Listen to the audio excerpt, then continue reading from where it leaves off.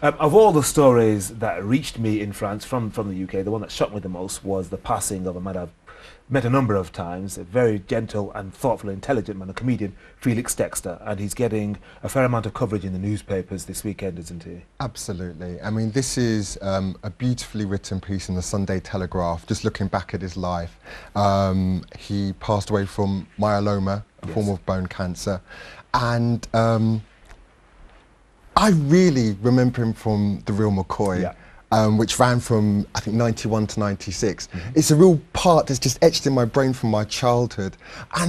And it was something that was for us, and he was funny. I remember his Nigerian accountant. I remember... Is it Nathaniel, yes. And also Douglas. And the pastor. Yeah, that's right, yes. Brother Jeffries. Yes, indeed.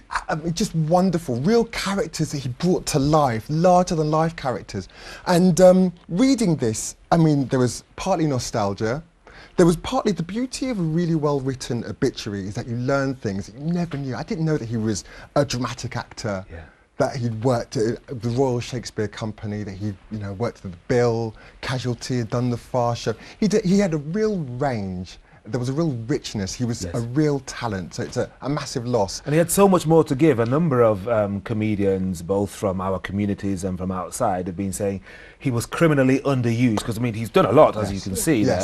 But I mean there was so much more, and Lenny Henry, who worked with him on his own show in the 90s, said that Felix should have had his own show. He was that good, that intelligent, that funny, that warm.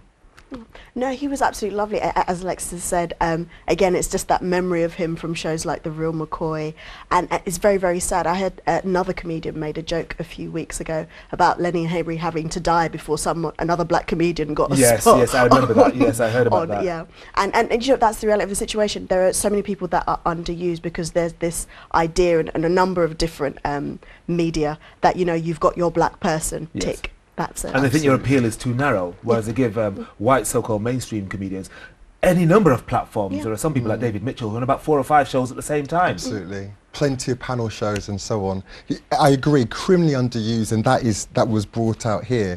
One other thing that I'd like to point out that I found fascinating is that this form of myeloma is twice as common among black people as it is in white people. Around 5,000 people are diagnosed annually in the UK.